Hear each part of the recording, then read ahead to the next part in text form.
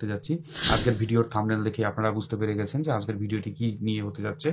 অবশ্যই income tax উঠে যাচ্ছে, অর্থাৎ ইনকাম ট্যাক্স ল যেটি আছে বা ইনকাম ট্যাক্স অ্যাক্ট যে 1961 আছে সেটি উঠে যাচ্ছে। তার পরিবর্তে ভারত সরকার আনতে যাচ্ছে আগামী ফিনান্সিয়াল ইয়ারে, অর্থাৎ ফিনান্সিয়াল ইয়ার 2025-এ আনতে যাচ্ছে ডাইরেক্ট ট্যাক্স কোড 2025, বা যেটাকে আমরা বলছি ডিটিসি। এই যে আইনটি বা ট্যাক্স কোডটি আনতে যাচ্ছে গভর্নমেন্ট, হঠাৎ করে কেন আনতে যাচ্ছে, তার কি কারণ এই ভিডিওর মাধ্যমে আমরা জানবো, এবং তার থেকে আমরা কি সুবিধা বা অসুবিধা পেতে পারি সেটা আমরা একটু আলোচনা করব। যেহেতু এখনো ট্যাক্স কোড চালু হয়নি, সুতরাং সবকিছুই প্রবাবিলিটির ওপর। গভর্নমেন্ট এ পর্যন্ত যেটুকু স্টেটমেন্ট দিয়েছে তার উপর গভর্নমেন্টের যা বলা তার থেকে আমাদের কিছু অ্যাজাম্পশন, সেই বিষয়গুলি নিয়ে এই ভিডিওটায় আমি আলোচনা করব। ভিডিওটির শুরু থেকে শেষ পর্যন্ত আপনারা থাকবেন। ভিডিওটি দারুণ ইন্টারেস্টিং হতে যাচ্ছে, একটু মনোযোগ দিয়ে শুনবেন আমার কথাগুলো। প্রথমেই গভর্নমেন্ট যে সুবিধাটির কথা বলেছে যে আগামীতে যে ট্যাক্স কোড আসতে যাচ্ছে সেটি অনেক সিম্পল হবে, ইজিয়ার টু আন্ডারস্ট্যান্ড, বুঝতে সুবিধা হবে এবং ক্যালকুলেশন করতে সুবিধা হবে। যেখানে আমরা আগের যে ট্যাক্স অ্যাক্ট বা এক্সিস্টিং যেটা চলছে সেটাতে কিন্তু আমরা পেয়েছি previous year, financial year, assessment ইয়ার। এই যে ব্যাপারগুলো অনেক সময় আমরা বুঝে উঠতে পারি না, অনেকেরই মাথা ঘুরে যায় এই ফিনান্সিয়াল ইয়ার কি, আপনার প্রিভিয়াস ইয়ার কি হবে, অ্যাসেসমেন্ট ইয়ার কি হবে। সেই জায়গায় দিলে গভর্নমেন্ট একটি বছরকেই করছে, সেটা হচ্ছে হলো ফিনান্সিয়াল ইয়ার। আপনি প্রত্যেক ফিনান্সিয়াল ইয়ারেই আপনাকে ট্যাক্স দিতে হবে, একটি ক্রাইটেরিয়া থাকবে, সেটা ফিনান্সিয়াল ইয়ার, যেটা ধরেই শুধুমাত্র ক্যালকুলেশনটা হবে। তাতে কি হবে, যারা ইনকাম ট্যাক্স ক্যালকুলেশন করেন তাদের পক্ষে ব্যাপারটা অনেক ইজি হয়ে যাবে। এছাড়াও এক্সিস্টিং যে 1961-এর যে ট্যাক্স অ্যাক্টটি আছে সেটির মধ্যে কিন্তু প্রচুর পরিমাণে শিডিউল, সেকশন এগুলো আছে, সেগুলোকে আরও শর্ট করা যায় কিনা গভর্নমেন্ট কিন্তু সেই চিন্তা ভাবনার মধ্যে রয়েছে। আরেকটি যেটি চিন্তা ভাবনা গভর্নমেন্টের মধ্যে রয়েছে, গভর্নমেন্ট টোটালি বিষয়টাকে ডিজিটালি ট্রান্সফর্ম করবে। এবার ডিজিটালি ট্রান্সফর্ম করলে পরে গভর্নমেন্টের এটা কিন্তু মনিটর করতে অনেকটা সুবিধা হবে। এটা যেমন এই সকল বিষয়, আরেকটি জিনিস গভর্নমেন্ট বুঝতে পেরেছে, আমার মনে হয় যে আমাদের যে মিডল ক্লাস বা যারা স্যালারিড এমপ্লয়ি আছে তাদের উপর একটা ট্যাক্সের বার্ডেন অলরেডি চলে এসছে। লাস্ট যে বাজেট হলো সেখানেই কিন্তু অনেকটা বোঝা গেছে যে মিডল ক্লাসের উপর একটা ট্যাক্স বার্ডেন কিন্তু এসছে, সেটা আমার মনে হচ্ছে, এবং গভর্নমেন্ট এটা বুঝতে পেরেছে। সেই জন্য হয়তো গভর্নমেন্ট একটু মিডল ক্লাস বা স্যালারিড এমপ্লয়িদের বেনিফিট দেওয়ার জন্য এই একটাকে আনতে যাচ্ছে। সব কিছুই প্রবাবিলিটির উপর ডিপেন্ড করছে, এটা আমার ধারণা, যে এইটাকে সিম্পল করে তারা হয়তো ট্যাক্স কালেকশনের পরিমাণটা বাড়াচ্ছে।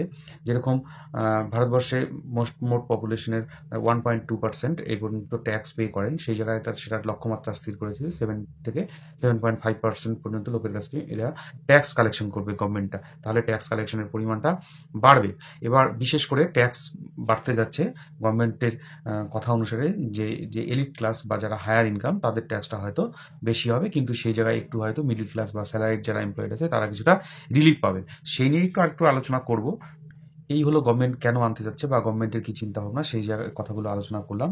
এবার আমি যে বিষয়গুলোতে ঢুকবো, এখান থেকে আমরা সুবিধা অসুবিধা আমরা বা আর কারা কোন ক্ষেত্রে কিভাবে সুবিধা পাচ্ছে বা কারা কোন ক্ষেত্রে অসুবিধা পড়তে পারেন সেটা নিয়ে একটু আলোচনা করব। এবার যেটা বিষয়, আসলে ব্যাপারটি এখনো যেহেতু লাগু হয়নি, সুতরাং খুব স্পেসিফিক্যালি বলাটা খুব কঠিন। তবে জিএসটি যখন আসবে, আমরা কিন্তু অনেকেই ভেবেছিলাম জিএসটি আমাদের জন্য সুবিধাজনক হতে যাচ্ছে।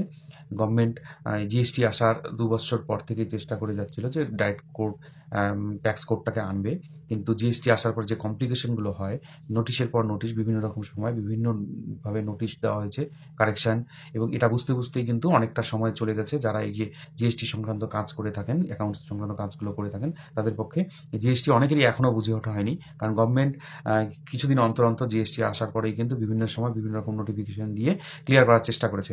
তা সেই জায়গায় থেকে জিএসটি ইমপ্লিমেন্টেশন হওয়ার পর অনেকটা সময় চলে গেছে, আর কিন্তু ডাইরেক্ট ট্যাক্স কোডটি গভর্নমেন্ট আনতে পারেনি, যদিও এটার ড্রাফট তৈরি হয় 2009 থেকে এটা চলছিল। জিএসটি আসা 2 বছরের মধ্যে করার কথা ছিল, সেটা আর হয়ে ওঠেনি। গভর্নমেন্টের বক্তব্য অনুসারে আগামী 2025-এ কিন্তু এটা লাগু হতে যাচ্ছে। এবার আমরা এটা এলে পরে কী ধরনের চেঞ্জেসগুলো আছে সেটাতে একটু যাই। এবার এই চেঞ্জেসগুলো আসবে এরকম ব্যাপার, আগে যেমন এখানে ছিল হলো যেটা রেসিডেন্সিয়াল একটা স্ট্যাটাস ছিল, সেখানে ছিল রেসিডেন্ট, আরেকটা হলো অর্ডিনারি রেসিডেন্ট, সেটা তুলে গিয়ে অর্ডিনারি রেসিডেন্ট ব্যাপারটা থাকছে না, রেসিডেন্ট, আরেকটা থাকছে নন রেসিডেন্স। নন রেসিডেন্ট ব্যাপারটা নতুন করে আসছে। এরপরে আগেই বললাম যে প্রিভিয়াস ইয়ার এবং কারেন্ট ইয়ার বা অ্যাসেসমেন্ট ইয়ার এসব থাকছে না, থাকছে শুধুমাত্র আমাদের হচ্ছে একটু ফিনান্সিয়াল ইয়ার, যাতে একটু সিম্পল হয়ে গেল ব্যাপারটা, এটা একটু সুবিধাই দেখা যাচ্ছে, যাতে একটি বছরের মধ্যে যা হচ্ছে তাই, আগে পরে কোনো ব্যাপার নেই, অ্যাসেসমেন্ট ইয়ার বা প্রিভিয়াস ইয়ারের কোনো গল্প কিন্তু থাকছে না। এবার আরেকটি জিনিস, government already capital gain tax, short term এবং long term capital gain tax কিন্তু লাগু করেছে, সেটা আপনারা জানেন। Short term capital gain tax যেটা হচ্ছে 20% এবং লং টার্ম ক্যাপিটাল গেইন 12.5%। এবার গভর্নমেন্ট যেটা করতে যাচ্ছে যে এই যে ক্যাপিটাল গেইন ট্যাক্সটা, এটা নর্মাল যে ইনকাম একটি পার্সনের তার সাথে কিন্তু অ্যাড করে দিচ্ছে, এবং যার যেরকম ইনকাম সেই অনুসারে যে ট্যাক্সটা হবে সে সেইভাবে ট্যাক্সটা পে করবে।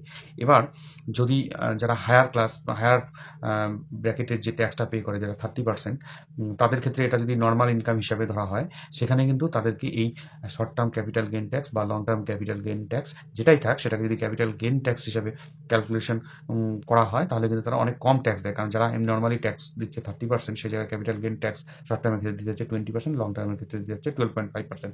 এটাকে যদি নর্মাল ইনকামের সাথে যদি ট্যাগ করা হয় বা যোগ করা হয়, তখন কিন্তু তাকে ট্যাক্সটা পে করতে হচ্ছে 30%। কিন্তু এরকম একটি কথা হচ্ছে যে এই 30% ট্যাক্সটা কিন্তু, এই ব্র্যাকেটটি কিন্তু হতে যাচ্ছে 35%। সুতরাং এটা কিন্তু অনেকটা বার্ডেন হতে পারে যারা হায়ার ইনকাম করে থাকে বা হায়ার ব্র্যাকেটের যারা ইনকাম ট্যাক্স পে করছে।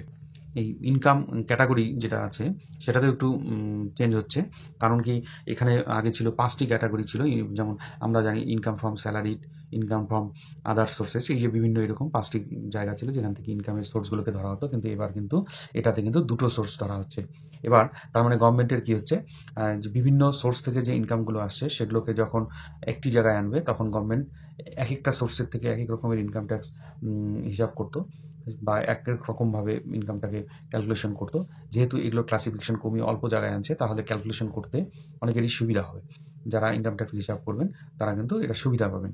এবার এখানে একটি চেঞ্জেস আছে, ইনকাম ফ্রম স্যালারি এটা উঠে যাচ্ছে, এমপ্লয়মেন্ট এরকম একটা ব্যাপার চলে আসছে। যে আরেকটি জিনিস যেটা হচ্ছে হলো টিডিএস, আগে যে ডিভিডেন্ড ইনকাম হতো, বিভিন্ন কোম্পানি তার লাভ্যাংশ থেকে শেয়ার হোল্ডারদের ডিভিডেন্ড দিত। 2020 থেকে যেটা বন্ধ হয়ে গেছিলো, যে আগে কি ছিল, ডিভিডেন্ড দেওয়ার আগেই কোম্পানি টিডিএসটা কেটে তারপরে কিন্তু শেয়ার হোল্ডারদের ডিভিডেন্ডটা পে করতো, কিন্তু এখন তা হচ্ছে না। এক্সিস্টিং নিয়ম অনুসারে যেটা আছে সেটা হচ্ছে, যখন কোনো ব্যক্তি শেয়ার হোল্ডার ডিভিডেন্ড পান, সেখান থেকে তাকে ইন্ডিভিজুয়ালি আলাদা করে ট্যাক্স কিন্তু দিতে হয়, গেনের উপর, ডিভিডেন্ড গেনের উপর ট্যাক্স দিতে হয়। সেটা যেমন হচ্ছে এটা বন্ধ হয়ে গিয়ে আগামীতে হয়তো যেরকম যেটা 2020 সালের আগে নিয়মটা ছিল, ডিভিডেন্ড থেকে ট্যাক্স কেটেই শেয়ার হোল্ডারদেরকে ডিভিডেন্ডটা দেওয়া হবে। এটি একটি চেঞ্জেস কিন্তু আসতে পারে। নেক্সট আরেকটি ব্যাপার যেটা আসতে পারে সেটি হচ্ছে হলো, যে আমরা বিভিন্ন সময় ছাড় পেয়ে থাকি ইনকাম ট্যাক্সে, কীরকমভাবে বিভিন্ন রকমের ডিডাকশান বা এক্সেমশন আমরা পেয়ে থাকি। এবার সেই এক্সেমশন ডিডাকশনগুলো হয়তো থাকবে না। যেমন আমরা house building loan, ATC, 87A D, এই যে ইগুলোর থেকে আমরা এক্সেমশন পেতাম, সেগুলো হয়তো আমরা আগামীতে ছাড় নাও পেতে পারি। যদিও গভর্নমেন্ট লাস্ট যে এটা করেছিল, সেখানে কিন্তু স্ট্যান্ডার্ড ডিডাকশনটা 50% বাড়িয়েছে, 50,000 থেকে সেটা কিন্তু 75,000 করেছে। আগামীতে থাকবে কিনা সেটা একটু সন্দেহ আছে।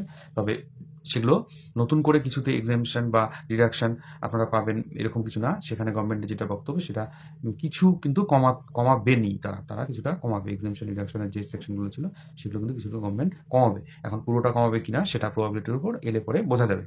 নেক্সট যেটি, এটা হলো ইউনিফাইড ট্যাক্স রেট। যেমন ভারতীয় যে কোম্পানিগুলো যেভাবে ট্যাক্স দেয়, এবং ফরেন যে কোম্পানিগুলো আমাদের দেশে ব্যবসা করে তাদেরকে আলাদা করে ট্যাক্স দিতে হতো বেশি পরিমাণে, এখন ভারতীয় কোম্পানিগুলো যে হারে ট্যাক্স দেবে, সেই বিদেশি কোম্পানিগুলো সেই হারেই ট্যাক্স দেবে। এতে হয়তো ফরেন ইনভেস্টরদের ইন্টারেস্টটা আমাদের ভারতে বাণিজ্য করার জন্য বাড়তে পারে, তাতে গিয়ে কিন্তু একটু পজিটিভ দিক দেখা যাচ্ছে।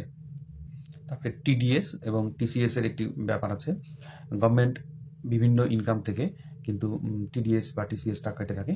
এবার যেটা হতে যাচ্ছে, অল টাইপ অফ ইনকাম, মানে যে কোনো ধরনের ইনকাম থেকে গভর্নমেন্ট আগেই টিডিএস বা টিসিএস যেটাই বলে হোক না কেন, এই জিনিসটা কিন্তু গভর্নমেন্ট আগে থেকেই কেটে নেবে। সেই রেটটা হয়তো একটু কমাতে পারে, এটা একটা প্রবাবিলিটি থাকতে পারে।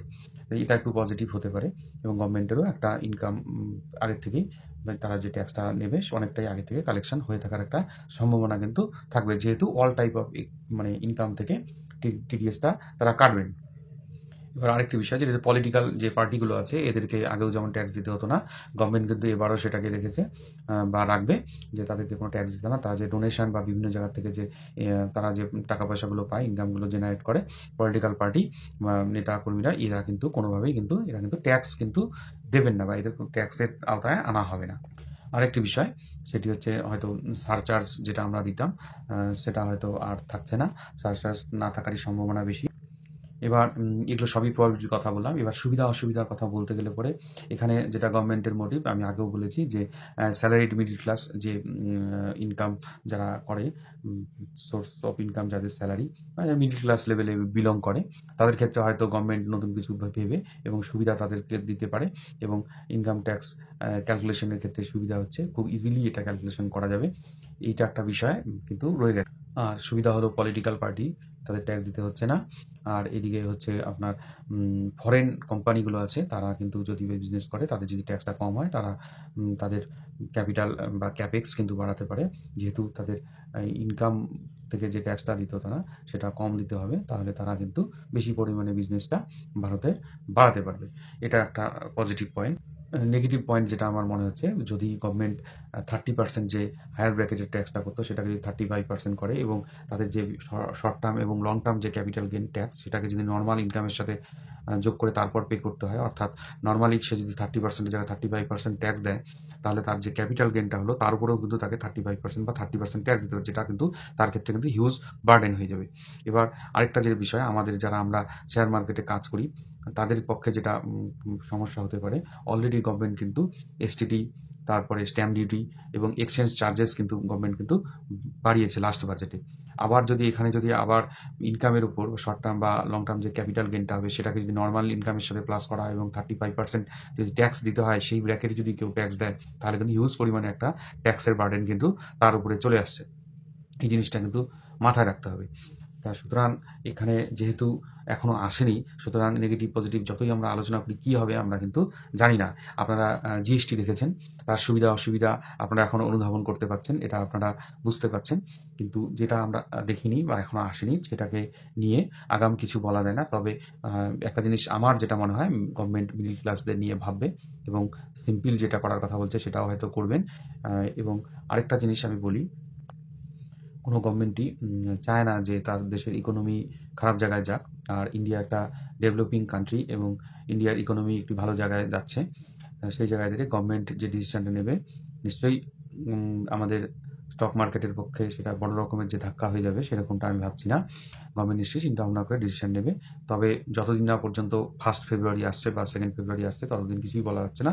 ততদিন যারা আমরা শেয়ার মার্কেটে কাজ করি একটু পেশেন্টলি এবং ধৈর্য নিয়ে একটু মার্কেটের সাথে থাকি, অ্যাগ্রেসিভ ট্রেড না করা এবং খুব বেশি পরিমাণে ইনভেস্ট না করা, এগুলোর থেকে বিরত থাকাই ভালো। কারণ গভর্নমেন্টের পলিসি কী আসছে, মার্কেটে তার কী ইম্প্যাক্ট পড়ে, তারপর দেখে শুনে আস্তে আস্তে ইনভেস্টমেন্টটা করা যেতে পারে। তো ধন্যবাদ। আজকের এই আলোচনা যদি আপনাদের ভালো লাগে, আপনারা আমার ভিডিওটিতে লাইক এবং কমেন্ট করবেন, ভিডিওটি পারলে শেয়ার করবেন এবং নতুন যারা ভিউয়ার আছেন তারা ভিডিওটি দেখার পর যদি ভালো লেগে থাকে তাহলে চ্যানেলটিকে সাবস্ক্রাইব করবেন এবং নেক্সট ভিডিওর জন্য অপেক্ষা করবেন।